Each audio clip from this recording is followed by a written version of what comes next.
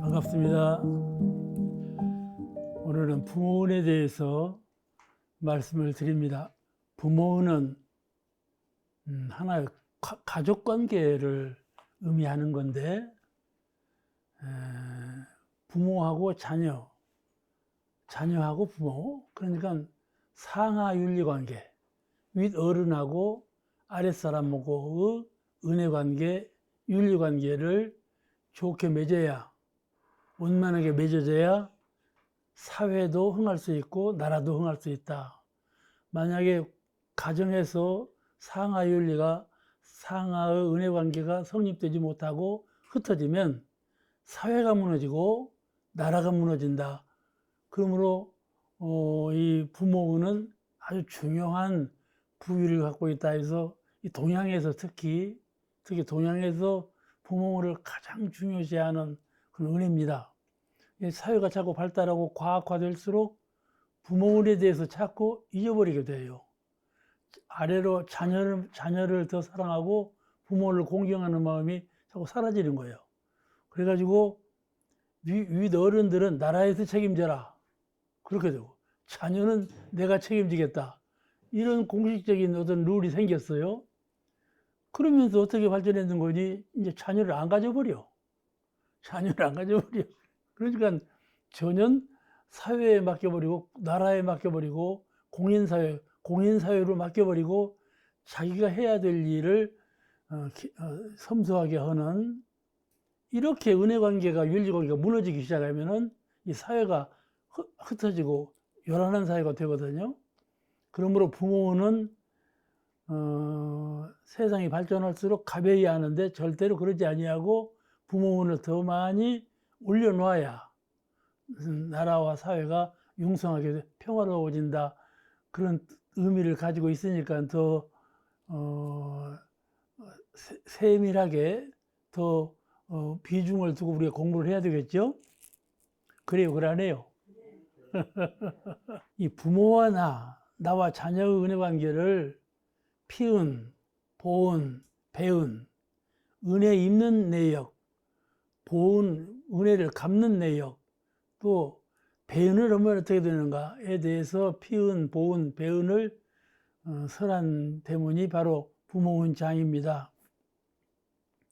이 부모운의 중심 원리는 부모운을 말씀하게 된 근본 원리, 왜 부모운을 말씀하게 되었는가 하면은 이 세상이라는 것은 강약이 서로 변해요. 강약이 강자가 약자가 되고 약자가 강자가 되고, 이 사시순환도 지금이 이제 여름이 지나가는 시기 아니에요? 처서지요? 곧 오늘이 처서지요? 여름이 지나가고 방금도 얘기했지만은 왜 입추, 가을이 먼저 쓰고 그 다음에 처서가 왔는가? 처서라는 말은 더워진다는 뜻이거든. 고처자, 더울 서자. 왜 입추가 지냈는데 처서가 그 다음에 오느냐? 그거의 의문거리예요. 근데 그 해결점은 무엇인 거니? 추위가 먼저 한번 왔다가 이제부터 산을바람이 한번 획 불었어. 아, 가을이 오나 보다 했는데 그 다음에 보니까 여름보다 더 뜨거운 여름이 오네. 그러니까 이게 어떻게 된 거냐? 그런단 말이죠. 아시겠죠? 시절이 가을이 오는 듯 하다가 여름 기운이 한 번 더 득세를 해요. 이렇게 음양상승 원리에 이것이. 음이 한 번 승하면 양이 더 승하고, 이렇게. 음양상승, 서로 승하려고 하는 기운 때문에 이 조류를 그렇게 정한 것이다. 아주 그 묘한 의미를 갖고 있잖아요. 그러듯이 사시순환을 한다 말씀이죠. 사시순환을 해요. 그러면 사람도 생로병사가 있잖아요. 태어나서 살다가 늙고 병들고 죽어. 그 늙고 병들고 하는 데는 아주 약자지요. 약자예요. 태어나면서부터 20살까지도 약자고요. 이제 20살부터 35세까지나 장대한 시절이고 그 외에는 약자예요. 그러니까 사회가 원만하고 가정이 원만하려면 약자를 보호해야 된다. 그래야만 평등한 사회, 행복한 그런 사회가 된다. 그래서 무자력자 보호도예요. 사람은 항상 자력이 있는 것이 아니고 무자력한 시간이 돌아와. 나하면 바로 천지분간 모르고 무자력하지 않아요. 그러면 이제 늙고 병들면 또 무자력해지고. 그러니까 이렇게 무자력했을 때 서로 보호는 도를 행함으로써 이 생로병사 과정을 좀 더 원만하게 평화롭게 자리타의 그런 그 원리로 좋은 그 사회와 가정을 이루도록 그런 원리를 말한 것이 바로 부모원이에요. 무자력자 보호도가 중심 원리가 됐어요. 아시겠죠? 무자력자 보호도. 그러니까 꼭 부모원을 해석할 때는 무자력자 보호도를 원리로 쓴다면은 꼭 내 부모가 아니어도 무자력한 사람이 있으면 그거를 보호하라. 그러죠? 꼭 내 자녀가 아니어도 그러니까 무자력하면 그를 보호하라. 그런 거이죠? 그것이 무자력자 보호도는 꼭 내 부모, 내 자녀가 아니더라도 더 광범하게 자력 없는 사람을 돕는 그런 도리예요. 그러니까 사회적으로 가장 필요한 기본적인 질서요 도리라고 아니할 수가 없습니다. 이제 우리가 그 부모는 무자력한 자녀에게 아주 이제 낳으면 아무것도 모르잖아요. 모르고 꼼짝꼼짝만 하지. 살아서 꼼짝꼼짝만 하지. 움직일지도 몰라요. 그런 아기를 생육하고 교육하고 사회의 일원으로 활동할 수 있도록 봉사 그런 의무를 가지고 부모가 자녀를 키우지요. 또 자녀는 무자력한 부모에게 부모가 무자력했을 때 요양생활을 돕고 심지의 안락을 돕고 이렇게 그 권익을 보호할 수 있는 의무와 책임이 있잖아요. 자녀에게는 또 그런 의무와 책임이 있어. 이러한 자녀로서의 할 도리, 부모로서의 할 도리, 이게 서로 간에 강자 약자 간에 그 해야 될 도리를 부모문에서 정하고 있어요. 그러나 현 사회를 보면 아주 실용주의예요. 실용성이 없으면 딱 배제해 버려요. 누구하고 전화가 오지 않아요? 전화 받을 때 그 말 내용이 실용성이 없으면은 벌써 전화를 끊고 싶어요. 네?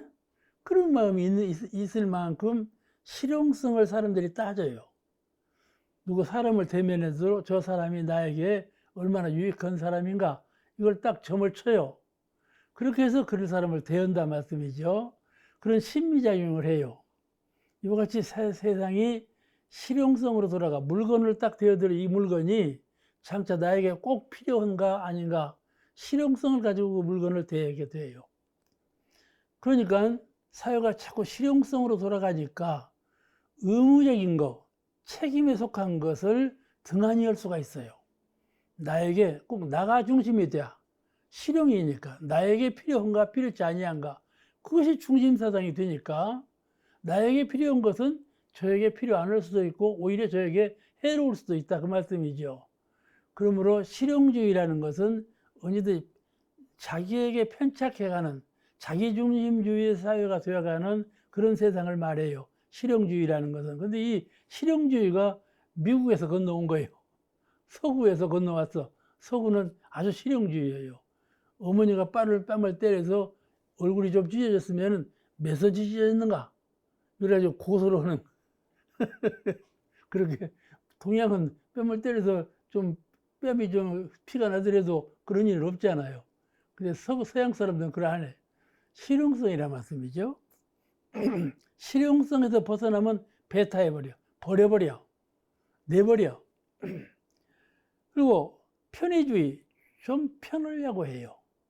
무엇이든지 좀 편하려고 해요. 저도 지금 85세 이렇게 강의를 해가는 것은 고생스러워요. 그죠? 좀 편의주의로 나간다면 안고 싶어요. 오는 방송에서 허라고 하니까 하는 거예요. 그렇잖아요? 그런데 말이죠. 해보니까 공부에서 도움이 되고 생활에서 도움이 되고 모든 장수에서 도움이 돼. 오래 사는 건강하게 사는 데도 도움이 돼요. 이게 좀 밀어닥치는 뭐 세력이 있어야 거기에 부응해서 뭐가 창조적으로 이루어지지. 그렇게 책임이 없고 뭐가 부하되는 짐이 되는 그런 바람이 없으면은 자꾸 미루어지고 등한해지고 그러죠? 편의주의라는 건 좀 편하고 싶어 하는 일을 고생스럽게 해야 행복이 돌아오고 은혜가 돌아오고 복이 돌아오는 것인데 일을 부담스럽게 알고 고생스럽게 알면 쉬고 싶고 놀고 싶고 그러는 거 있죠. 심리가 본래 그래요. 이런 그 편의주의라는 것은 좋은 생각이 아니죠. 실용주의도 그러고 편의주의도 그러고 좋은 면을 보면 좋은 면도 있어요. 기계를 발전시킬 때 어떻게 하면 편하게 효율적으로 이 기계를 운영할 수 있겠는가 하고 자꾸 생각하니까 기계가 더 간단해지고 과학적으로 발전하고 그러는 것 아니겠어요? 그런 면에서는 편의주의가 좋은 면으로 발전한 것이죠. 그런데 쉬고 싶고 놀고 싶고 이렇게 이런 면으로 발전하면 편의주의가 아주 나쁜 것이죠. 그와 같이 실용주의나 편의주의는 좋은 면으로 보면 좋은 것인데 굳은 면으로 보면 굳은 것이어서 이 사회가 실용주의, 편의주의로 발전해 감에 따라서 그 폐단이 많이 생겼어요. 이런 그 사상이 팽배함에 따라서 가정에서 효 사상이 무너지기 시작했어요. 효 사상이 별거 아니다. 별거 아니다. 이런 생각이 들게 되었어요. 그러니까 부모에게 효도하는 그런 사람이 좀 적어지게 된 것이죠. 전통적인 경향은 효행을 아주 중시하고 해왔는데 이게 서양 문물, 이게 실용주의, 편의주의가 들어오면서 우리 동양적인 전통적인 효 사상을 경시하는 그런 풍조가 일어나기 시작했어요. 그러면서 자기가 해야 될 의무와 책임을 국가사회에 떠밀어 국가사회에서 해줄 거다. 이런 그 경향이 생겨났다 말씀이죠. 그래서 문명국이 될수록 부모가 자녀를 생산을 안 해. 옛날에는 자녀를 많이 낳아야 말년에 고생스럽지 않고 복스럽게 산다 하고 자녀를 많이 낳는 것을 다자녀를 큰 복으로 알았어요. 근데 지금은 그렇게 생각을 안 해요. 자녀를 아주 안도벌리 생각을 해요. 고생스럽다고 생각한다. 왜냐하면 노년에 국가사회에서 다 먹여 살려줘. 지금도 말이죠. 전부 국민연금이 나오잖아요. 나오니까 그것만 가지고도 노년기를 보낼 수 있다고 그런대요.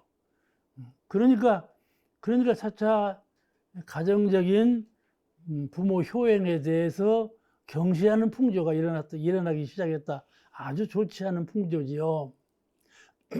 그래서 이 부모운에 대한 각성이 우리가 지금 부모운을 공부하고 있는데 부모운에 대해서 우리가 더 깊이 생각하고 부모운을 더 발휘하는 그런 방향으로 나가야 사회가 건전하고 원만한 사회로 발전할 수 있다. 이거를 알 수가 있는 거예요. 부모운의 필요성을 우리가 더 강조해야 될 시대에 처해 있어요. 그래서 부모원에서 권장하는 효사상과 가정윤리를 부활시켜야 해요. 그래서 이 섬기는 도, 아시겠죠? 섬기는 도가 있어야 돼요. 가령 우리가 마음을 수양하지 않아요? 그죠? 마음을 공부하고, 마음을 수양하고, 마음을 취사하는데 가장 중요한 것은 마음을 수양하는 거예요. 우리가 그 좌선을 하지 않아요? 좌선을 할 때 이른후 광명을 표준으로 좌선하는 분이 많아요. 응? 이론상 부처님을 섬겨 마음으로 이론상 부처님을 섬기는 마음을 온전하게 챙기면 좌선이 저절로 되는 거야. 이루는 광명, 온 누리가 광명뿐 아무것도 섞이지 않았다. 중심이 없고 과가 없는 그래서 광대한 광명. 이런 광명을 마음의 표준으로 잡고 고요히 있으면 저절로 좌선의 공덕이 나타나는 거예요. 아시겠죠? 그거는 섬기는 도예요. 위로 받들어. 위로 받들어. 그럼으로써 효과를 이루는 것처럼 세상도 그래요. 세상도 이치적으로만 따지는 것이 아니라 이치적으로 따져서 이렇게 저렇게 하지 않고 섬기는 거예요. 아시겠죠? 섬기는 사람은요, 윗 어른이 잘못했어도 잘못을 마음에 두지 않아요. 두지 않아요. 그걸 섬기면 그에 따라서 모든 은혜로 돌아오고 평화로 돌아오는 그런 근본적인 은혜 관계가 있어요. 이 섬기는 도가 허물어지기 시작하면은 가정도, 사회도, 국가도 잘 될 수가 없어요. 종교도 마찬가지죠. 종교도 마찬가지예요. 그러니까 이 부모는 그 무자력자 보호도인데 섬기는 도를 가장 잘 하는 그런 은혜 관계를 주장하는 것이 바로 부모님입니다. 이 세상은 무자력자가 참 많아요. 무자력자가 참 많아. 지금은 지금 노인 시대라고 그러잖아요. 어린이를 교육하고 가르치는 기관은 찾고 약해져 가고 노인을 수용하는 시설은 자꾸 강해져 가고 지금 이런 시대예요. 옛날에는 노인은 푸대접 받았어요. 어린이는 대접을 받고요. 그래서 이제 반대가 됐어. 그러니까 동서남북에 이제 노인 천지가 되어가는 것이죠. 근데 어쩌겠어요. 사회적으로 노인 천지가 되면 그 사회가 건전하겠어요? 건전하지 못하죠. 그런데 병원의 약도 발전했지요. 또 사회적인 조건도 좋아졌지요. 그러니까 노인들이 열반하들 않아. 그래서 나는 96세에 간다고 했어도 100세 살지도 몰라. 그렇단 말이에요. 그러니까 이 부모는 사상은 노약자뿐만 아니라 어린이 보호를 지금 말이죠. 어린이 교육에 대해서도 의무 교육으로 해서 많이 변화가 되죠. 변화돼. 이게 근데 의무 교육으로 되는 것은 별로 부담이 안 돼. 사교육. 어떻게 하면 내 자녀를 다른 자녀보다 더 훌륭한 지식을 갖춘 그런 자녀로 만들 것이냐면은 공적인 교육 말고 사교육을 막 힘쓰거든. 사교육비가 10배가 더 들어간다는 거야. 그러니 부모로서 할 일이 아니죠. 그래서 자녀 못 두겠다는 거거든요. 자녀를 못 두겠다는 이유가 거기 있어요. 분만하는 고통 그런 것보다는 자녀를 두면 평생 고생이다. 그런 생각을 가지니까 안 두려고 하는 거예요. 그런데 이 어린이 보호 또 노약자 보호 이런 그 상학 안에 무자력자 보호도가 훨씬 더 사회에 발전이 되어야 상하의 윤리가 통하고 은혜의 관계가 서로 소통이 돼서 원만한 가정, 원만한 사회가 이루어진다고 그 생각이 되거든요. 그래서 이제 부모를 강조하게 되는 건데 요즘 부모에 대해서 강조해 말하면 시큰둥해요. 별로 알아들으려고 안 해요. 그런데 그렇지 않거든요. 부모의 내용을 소상히 옛날에는 부모원이라고 하면 내 부모, 내 자녀, 내 부모만 말을 했어요. 그러니까 그러는 거예요. 지금 부모원이라는 우리가 말하는 부모원은 내 부모뿐만 아니라 무자력자 보호. 누구라도 누구 어린이라도 누구 노인이라도 무자력할 때에는 그를 돕는 그런 정신이 부모원의 정신이거든요. 그러니까 원불교에서 말하는 부모원은 옛날 부모원과 같은 그런 은혜가 아니에요. 좀 국이 탁 열린 그런 시대적 요청에 의한 부모이니까는 우리가 이 부모운 실천을 잘 해야 할 것입니다. 부모 피은의 강령에 이렇게 말씀했어요. 시간이 걸리니까 내가 얼른 읽으면서 말씀드려요. 우리가 부모에게 입은 은혜를 가장 쉽게 알고자 할 텐데 먼저 마땅히 부모가 아니어도 이 몸을 세상에 나타나게 되었으며 그렇잖아요. 세상에 이 몸을 나타나게 된 거야.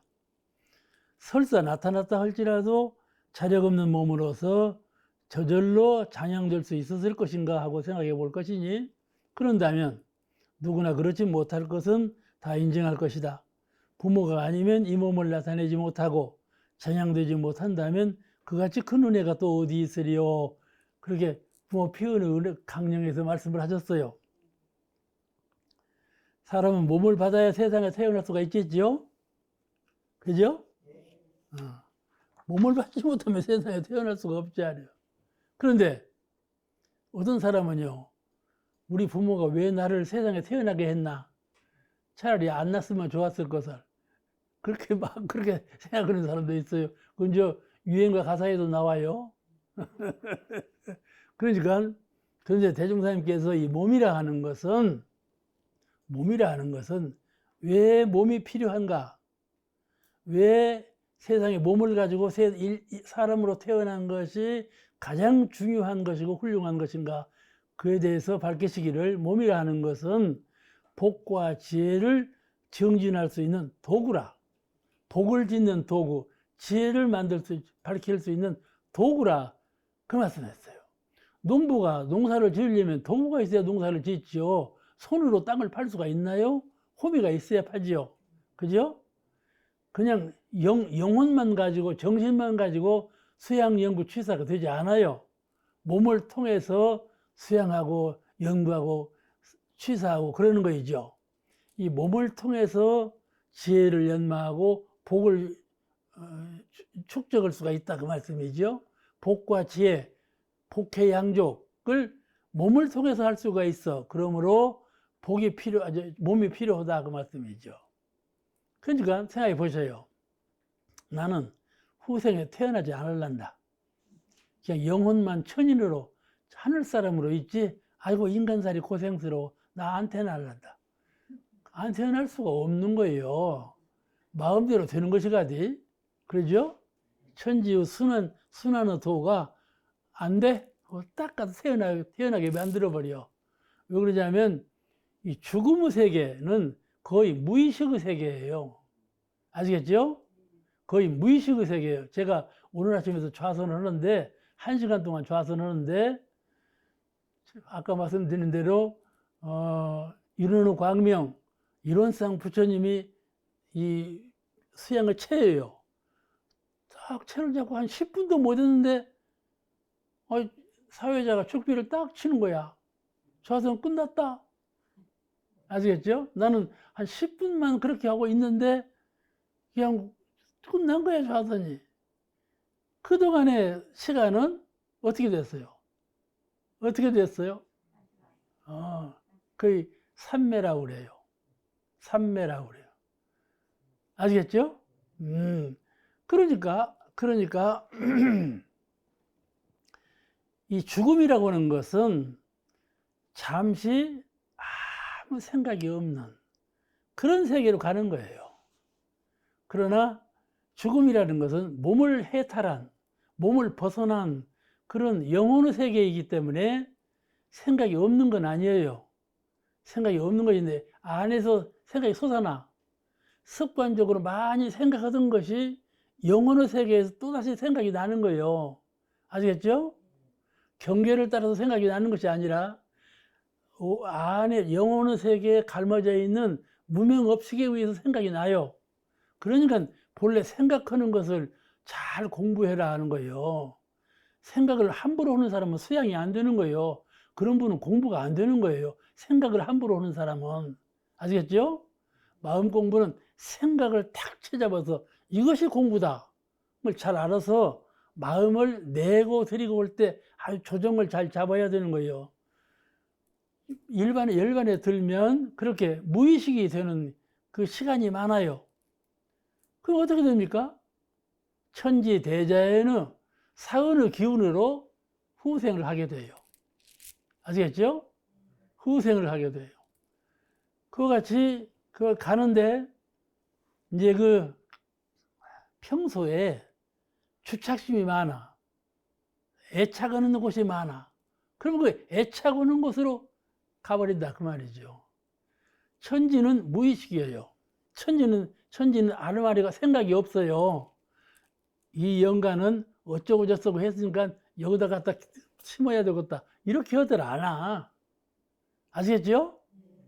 뭘 아는가 모르는가 모르겠는데 자꾸 그 영가가 정신의 세계, 무명업장의 세계 어떠한 영적인 업을 가지고 있는가에 따라서 간다 그 말이에요. 무의식으로 무의 순환의 작용으로 가. 그렇게 해서 태어나니까 나는 인생으로 안 올란다. 그래도 인생으로 와줘버려. 아시겠죠? 그러니까 수양을 많이 해야 되는 거예요. 이 시간이 얼마나 많아요. 시간 없다고 하지 마세요. 시간은 충분해요. 사람들은 시간 없다고 그래요. 아시겠죠? 방과하는 시간이 훨씬 많아요. 정신 차린 시간은 아주 짧고, 그 사람들이 시간 없다 그러는 거예요. 근데 공부인은 절대로 그렇지 않아요. 시간은 충분해요. 공부를 안 해서 그러지. 그러니까 마음을 찾아봐서 공부를 잘 해서 생사거래가 원만해야 되거든요. 그러니까 몸을 받고 태어나는 것이 그렇게 소중한 것이다. 그 말에 지금 말씀은 저도 생각이 그래요. 난 그냥 천인으로 있을란다. 인간계에 난 안 올란다. 그런 생각이 퍽 많아요. 그런데 그 뜻대로 잘 되는 것은 상당한 공부를 해야 돼요. 이게 무의식으로 오게 된다 그 말씀이죠. 그러니까 어떤 분은 내가 왜 세상에 태어났나? 내가 왜 세상에 태어났나? 왜라고 하는 목적 생각하지 말아라. 그것은 풀 나는 것처럼 소나무가 태어나는 것처럼 그게 태어나는 것이다. 네가 생각해 봐라. 너 태어날 때 네가 어떻게 생각해 태어났는가 알겠냐? 모르죠. 화타오님은 어떻게 생각하는가 알겠어? 그와 같이 무의식 중에 태어났다 그 말이요. 그러죠? 풀잎이 태어나는 것처럼 소나무가 태어나는 것처럼 태어났다. 그러니까 왜 태어났나, 왜 사는가에 대해서 묻지 말아라. 그러면 무엇을 물을 것이냐? 어떻게 살 것인가를 물어라.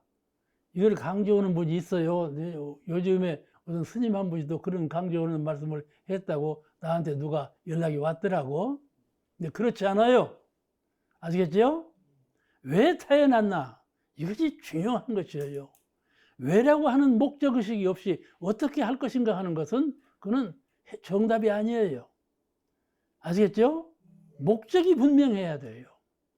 우리는 열반할 때 나는 후생 어떻게 태어날란다 목적을 세우지요?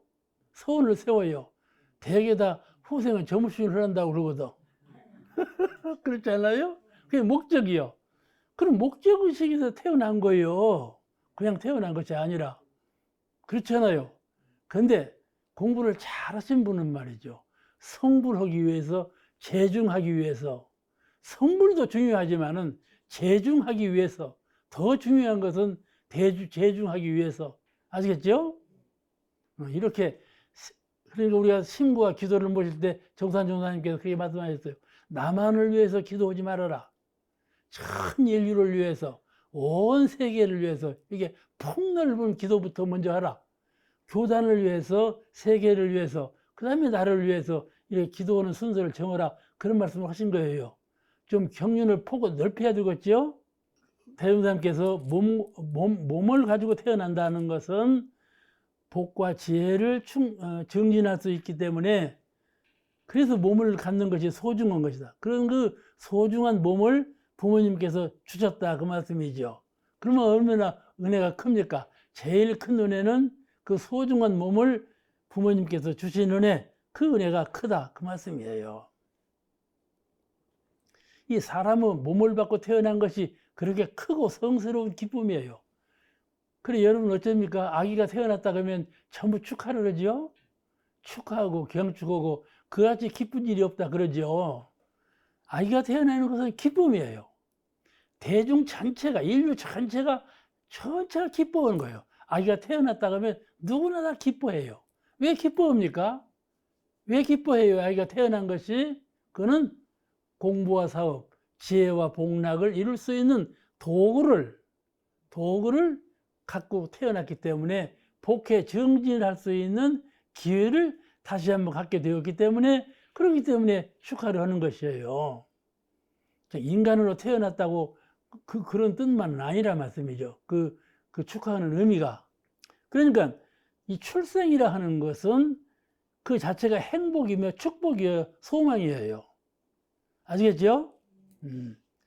그래서 불가에는 구류 중생 가운데 최령한 사람으로 태어나기가 어렵다 그랬어요.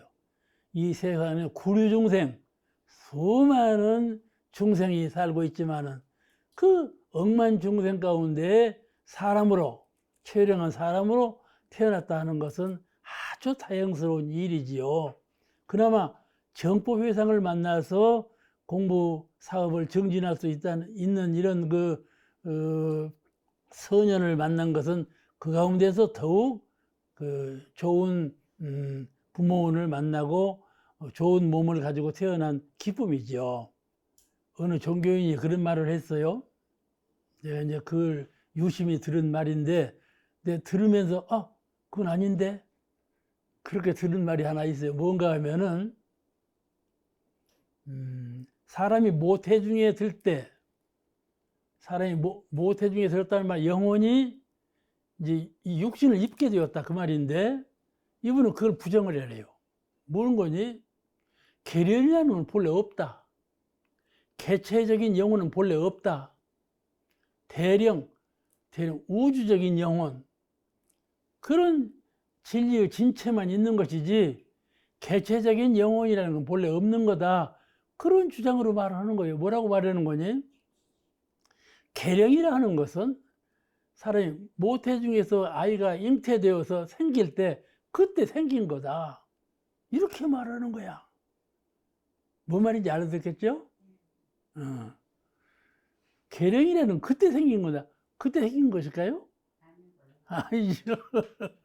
그런데 그렇게 엉뚱한 말을 하는 거예요. 그것은 그분도 상당한 분이에요. 상당한 분이 그 말씀을 하는 것은요, 그만큼 명상했겠죠. 명상한 건데, 그 명상하는 초점이 잘못된 거예요. 전해오는 말로는 서가모니 부처님께서도 처음에는 계령을 말씀하지 않았다. 그 다음에 차차 이 회상을 펴가시면서 계령을 주장하시게 됐다. 그런 말씀이 전해져 오고 있어요. 그건 이제 사실인지는 몰라도 이제 그 종교학계에서는 그렇게 말을 해요. 그와 같이 대령과 계령을 구분하는 것은 매우 어렵습니다. 왜냐하면 내가 선을 닦을 때 무아의심경으로 들지 않아요. 무아의심경에 들어가지 않아요. 삼매에 들어요. 그러면 대령과 계령이 없다 말씀이죠. 허공 같아요. 아무 생각도 없는 허공 같아요. 부처도 없고 중생도 없고 너도 없고 나도 없는, 아무 생각이 없는 그런 거예요. 그러므로 거기에 무슨 특별히 계령이 섞여 있겠냐, 그런 생각이 갖는 것이죠.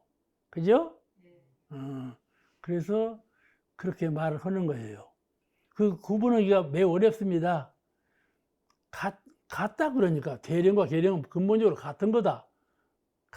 이렇게 같은 거다 해놓고 다르다 하려고 하니까 구분이 잘 안 된다 그 말씀이죠. 실제로 자기 영성 선을 닦으면서 체험해 봐도 그 선의 깊은 경지에 들어가면 자꾸 계령이 부정하게 돼요. 그런데 그런 가운데 차차차 광명이 솟아나는 거예요.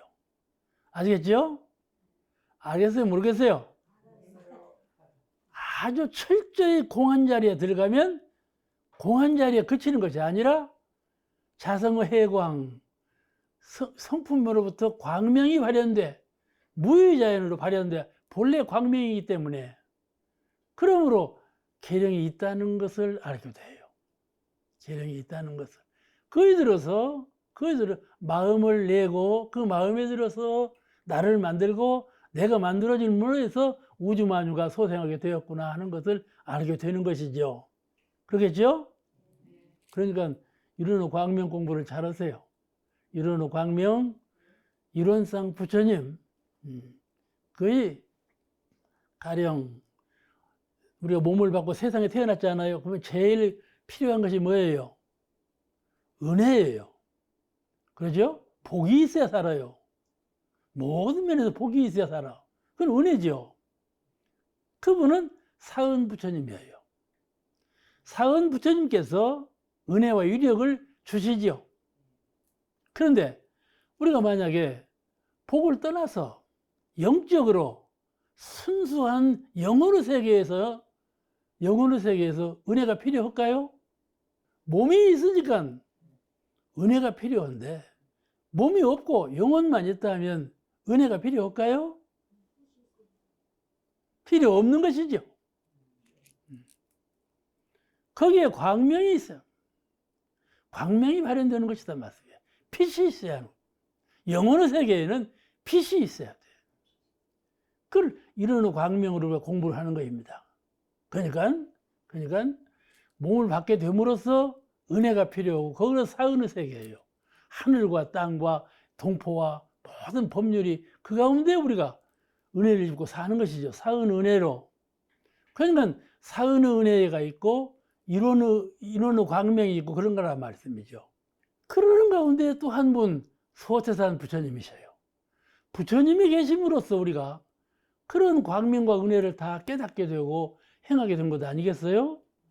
그러니까 이론상 부처님, 사은 부처님, 소태산 부처님, 이 삼위일체 부처님, 삼위일체 부처님 되는 이 부처님 정신을 우리가 잘 깨달아야 공부하는 데에도 수월하고 생활하는 데, 사업하는 데도 수월해요. 아시겠죠?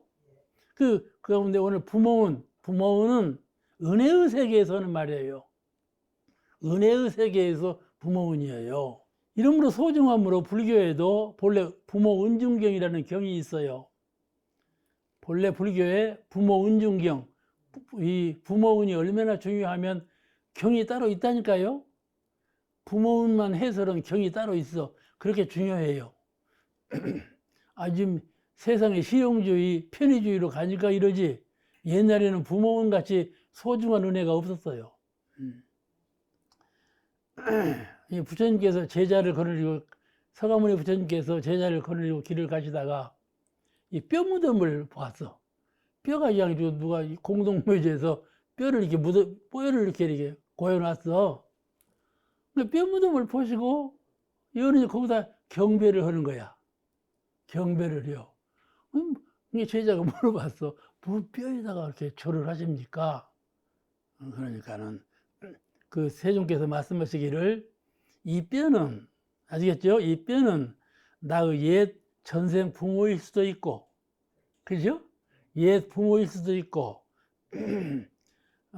모든 사람의 부모일 수 있기 때문이다. 꼭 내 부모만 아니고 다른 사람 부모일지라도 부모 뼈가 아닌가. 그러므로 경배하노라. 그렇게 대답을 하셨어요. 그죠? 이거의 부모운 사상이에요. 이거의 부모운 사상.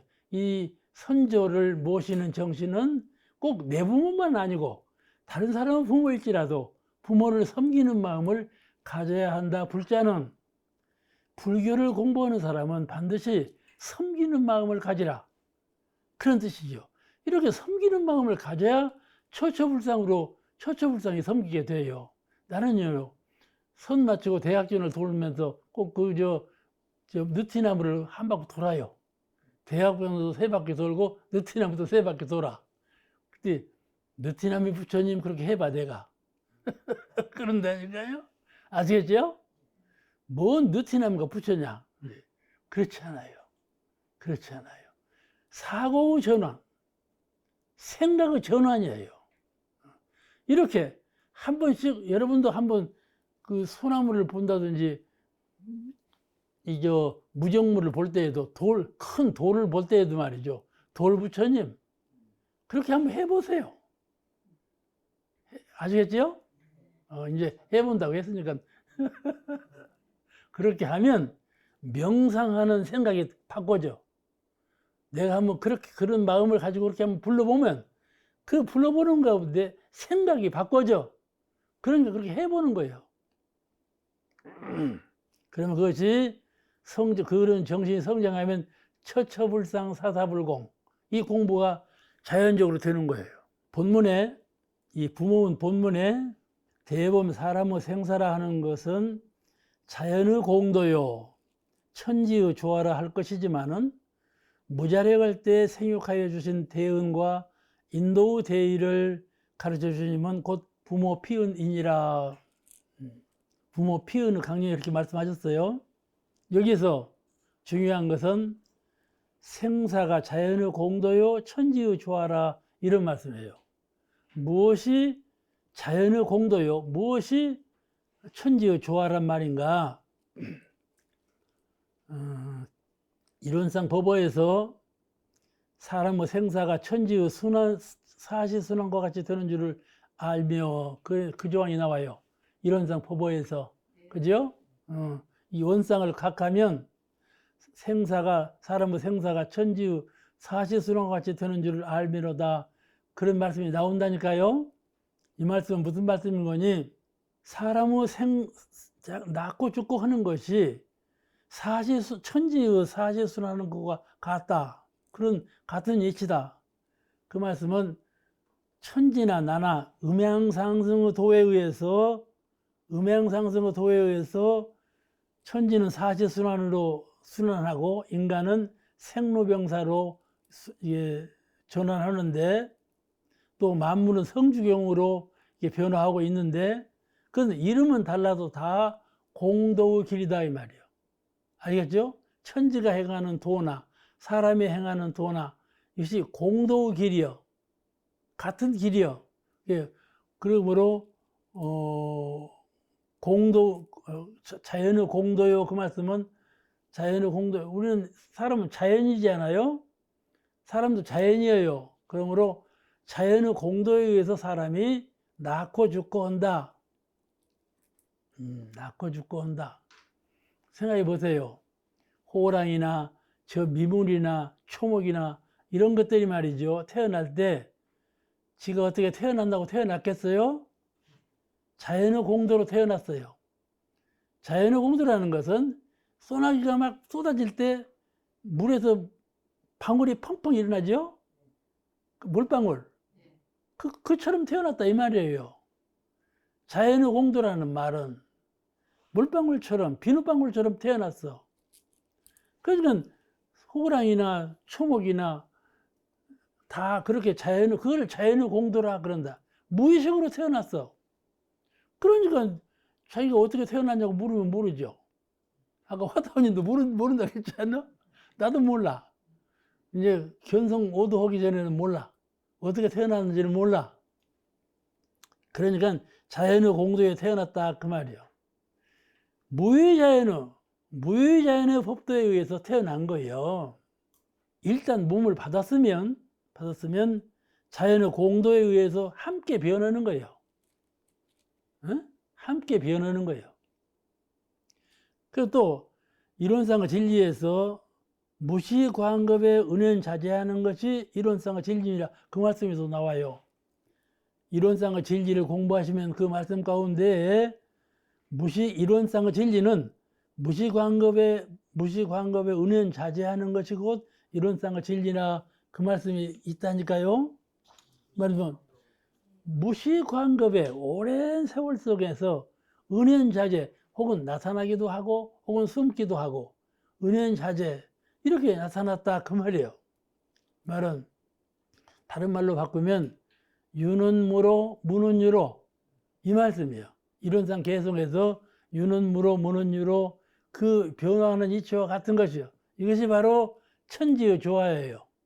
유에서 무가 나오고 무는 유로 돌아가고, 유에서 무가 나오고 무에서 유가 나오고, 그냥 논리적으로 잘 맞지 않아요. 무에서 어떻게 유가 나와? 그러니까 논리적으로 맞지 않아. 그런데 그래서 진공묘유 그래. 텅 비었으나 묘하게 있도다. 그럼 그 이상은 말로 못하는 거예요. 그거는 진리가 하시는 일이야. 진공묘유예요. 진공묘유. 또 공정정지. 비고고요하지만은 특히 밝은 아니라. 비고고요한데 왜 밝아? 아시겠죠? 비고고요한데 왜 밝아? 태양이 솟아야 밝지? 태양이 나타나야 밝은 것이지, 태양도 없게 비고고요한 것이 밝아져? 그럼 말도 안 되는 소리거든.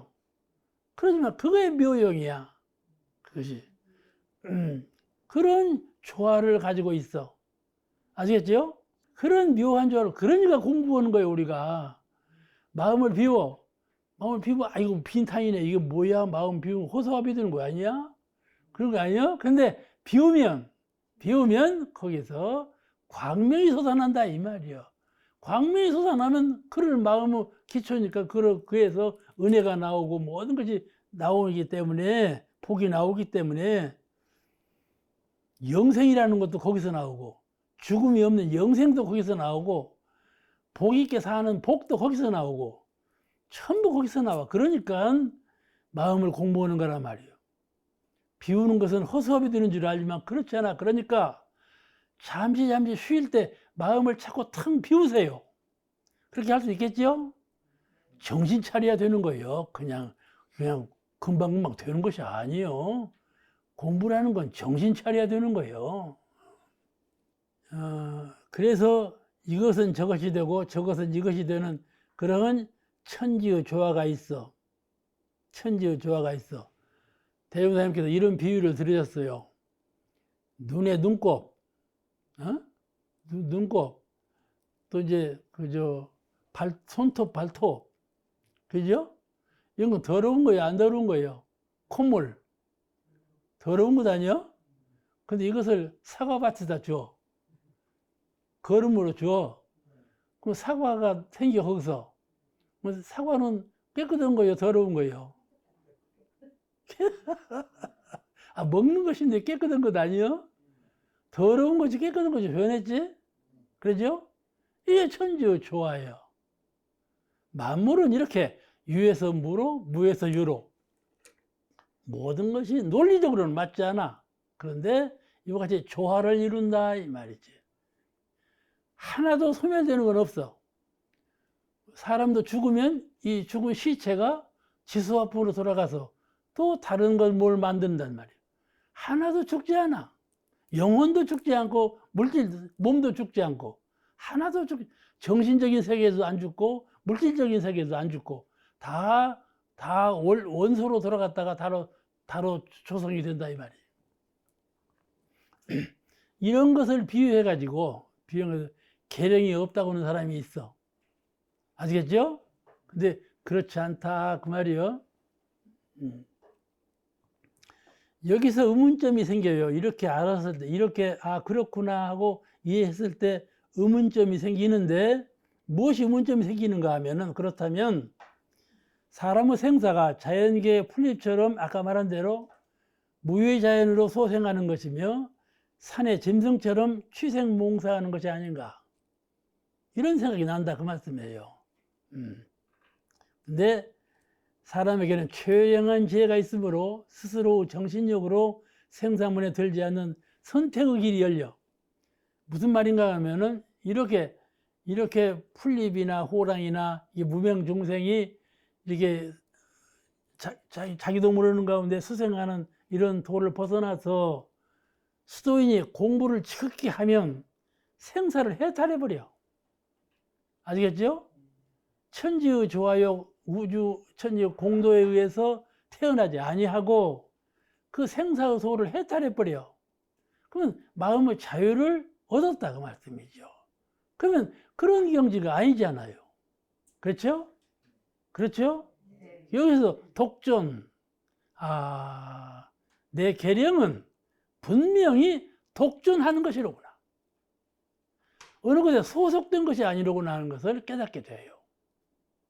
독존, 천상천하의 유아독존, 서가모니 부처님이 말씀하신 천상천하의 유아독존. 아시겠죠? 천상천하라는 말은 우주라는 말 아니에요? 우주는 또 우주대로 있고, 독존, 나는 독존한다 그 말씀이죠. 그러니까 대령과 계령이 탁 나눠졌잖아요. 그죠? 이렇게 논리적으로는 맞지 않는 그런 진공묘유, 공정영지의 그런 진리의 변모가 있다 그 말이에요. 그걸 믿고 자꾸 마음을 비우세요. 비우는데 이 정신의 틀을 잘 가지고 비우세요. 정신의 틀이 이론상이에요. 아시겠죠? 정신의 틀이 이론상이에요. 가령 예를 들면 그릇에 밥을 담아 먹지 않아요. 그릇에 물건을 담았을 때하고 비웠을 때하고 완전한 차이가 나죠? 그러죠? 그런데 그릇이 없으면은 비웠다 찼다 뭐 가늠이 되나요? 안 되죠? 그릇이 있으므로 비웠구나 찼다 이 표준이 쓰잖아요. 그와 같이 이론상의 그릇이 있으므로 그 정신의 그 이론상의 세계에 생각이 있느냐 없느냐 비워라 그 말씀이죠. 아시겠죠? 아시겠죠? 그러니까 정신의 틀을 가지고 있어야 돼요. 정신의 틀을 가지고 있어야. 그래야 죽을 때에도 안 잊어버리지. 죽을 때에도 안 잊어버리는 거예요. 그럼 틀이 없으면 어떻게 죽을 거예요? 허망하지. 아무개야 잘 살아라 그러고 죽을 판이야. 어떤 분은 막 자식이 안 오니까 안 죽어. 자식이 오니까 죽어버려. 알겠죠? 그것도 다 자기 본성의 틀을 모르는 사람이야. 맨 인연작복으로만 살아. 본인은 독존의식이 없어. 독존의식이 없어. 그런다면 공부 채를 어디서 잡아보겠습니까? 그러니까 여기서 이렇게 무의로 이렇게 태어난다고 하는 논리가 쓰는데 여기서 혼돈되면 이렇게 문제를 야기할 수가 있다 그 말이야. 그러므로 대종사님께서 천도품 26장에 이렇게 말씀하셨어요. 수도인이 마음을 깨쳐 알고 안 뒤에는 맑게 키우고 사와 정을 구분해서 행을 바르게 하면 마침내 영단을 이루어. 영단이 뭐입니까? 이론상이에요. 정신의 체예요. 아시겠죠? 영단을 이루어. 어떤 분은 영단이라니까 영단이 단전에 있다고 그래요. 영단이 단전인 줄 알고. 아시겠죠? 단전은 수양하는데 중요한 방법이죠. 방법이요. 단전이 제일 아래가 있잖아요. 음기, 물기운의 기본이에요. 이게 불기운을 내리고 음기운을 올리고 그런데 가장 필요한 것이 단전이에요. 그렇기 때문에 단전을 말씀하시는 것이지, 단전이 구경천은 아니잖아요. 단전이 정신은 아니에요. 그렇잖아요. 단전은 육군 속의 단전이지요. 정신에 무슨 단전이 있습니까? 그렇지 않습니까? 그거는 한편 방법이에요. 그런데 그게 단전을 너무 강조하지 마세요. 정신 수양은 정신을 수양하는 것이지 단전을 수양하는 건 아니다 이 말씀이죠. 그건 하나의 방법이에요. 이 영단만으로 허공법계에 주유하면서 이제 생사 육도윤회를 안 와버린다 이 말이야. 아시겠죠? 육도유 수레밖에 안 들어가. 이렇게 영적으로만 있다 그 말이에요. 영적으로만 법계에 있으면서 길이 수양에 전공할 수도 그런 능력을 갖출 수도 있다. 이건 부처님의 능력이에요. 부처님의 능력이에요. 능력을 갖출 수도 있다. 그러셨으니까 우리도 그걸 목표로 세우세요. 꼭 죽어서 다음 생에 아이고 이제 할 일도 없고 죽어야겠다. 이 몸 버려버리고 다음에 후생에 몸을 받고 태어나서 다시 일해야 되겠다. 꼭 이렇게만 생각할 건 아니다 그 말이에요. 아시겠죠? 꼭 죽어서 후생에 태어난다. 이런 고정관념을 갖지 말아야 한다 그 말이에요. 아시겠죠? 구경천은 몸을 받지 아니하고 영단만으로 법계에서 수양에 전공할 수 있는 그런 능력을 갖게 된다 하는 그런 희망을 가져야지요. 그러니까 이 천도품 26장에 하신 말씀 우리가 잘 기억해야 돼요. 그렇다고 해서 공부심도 없이 저 사람 몸을 안 받으려다 하면 그런 사람은 새가 되어버려요. 아시겠죠? 공부심도 없이 그러면 안 돼. 오늘 여기까지 마치겠습니다. 감사합니다.